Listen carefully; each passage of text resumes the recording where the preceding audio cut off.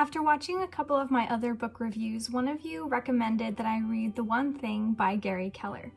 I think this book was already on my reading list, but I just hadn't gotten around to reading it yet. But since you suggested it, I decided that would be my next read.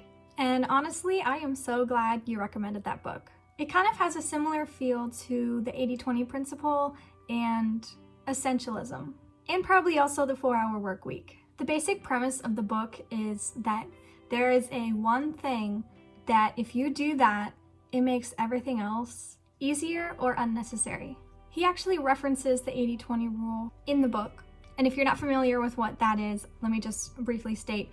It's the concept that 80% of your results come from 20% of your actions. He also talked about using time blocking to make sure that you have the time to get around to doing your one thing. He recommends at least 4 hours every day. You might be asking, how do I know what my one thing is? Your one thing is the action that will move the needle the most towards your business goal, your personal goal, whatever the goal is, you have a one thing that will bring the most results towards that goal. He included an exercise in one of the chapters where he had us write down a someday goal and what we need to do in the next 5 years to get to that goal, what we need to do in the next year to get to that goal, what we need to do in the next month to get to that goal, the next week, the next day, and right now. That was actually a pretty eye-opening exercise for me because the someday goal that I went with ended up breaking down to the right now thing that I needed to do being something that I wasn't really sure I wanted to do.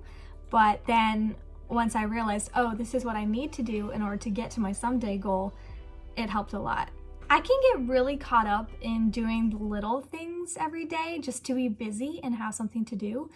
And so this concept of there being one thing that if I do that, it will get me so much closer to my goals than if I just kind of do little things, it's going to be really helpful. I think I've known that for a while because I have read the 80-20 principle and the 4-hour work week and essentialism. So I know these things, but it helps to be reminded of them every once in a while. It's really easy for me to get caught up in doing everyday tasks and then look up and realize it's 2 p.m. and I haven't done anything that's on my to-do list. So his suggestion of time blocking in the morning to do the things that you need to do is going to be really helpful if I actually implement that. Another concept that he covered that was interesting to me was how a lot of people think that productivity is what drives success in business. But he proposed a different success pyramid.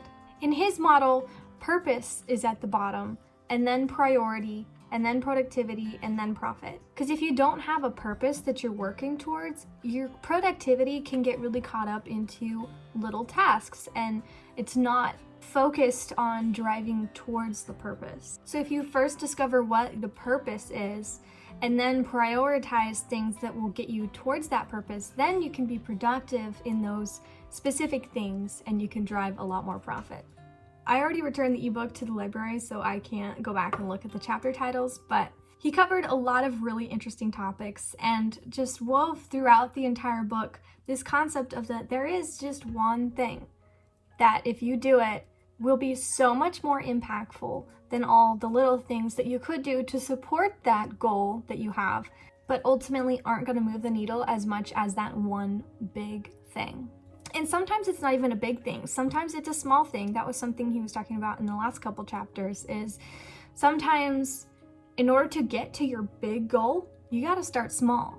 That was proven to be true when I did the exercise of the someday goal all the way down to what I need to do right now. Because my someday goal is to own a second home and rent it out on Airbnb, have a vacation rental kind of situation going on. And when I broke it down all the way to what I need to do right now, that action that I needed to take right now was to take one job over another. Which might not seem like a terribly small decision, but in the grand scheme of things, I didn't really think that a choice in job would impact 10 years down the line. I would highly recommend that you take the time to read this book. It only took me 3 hours to read it, spread over 3 weeks, but 3 hours total. And it honestly was such an easy read. The chapters were nice lengths. There were a couple that were longer and I just split it up over 2 sessions. But it was intriguing and interesting enough to keep my attention for an entire chapter, which doesn't always happen.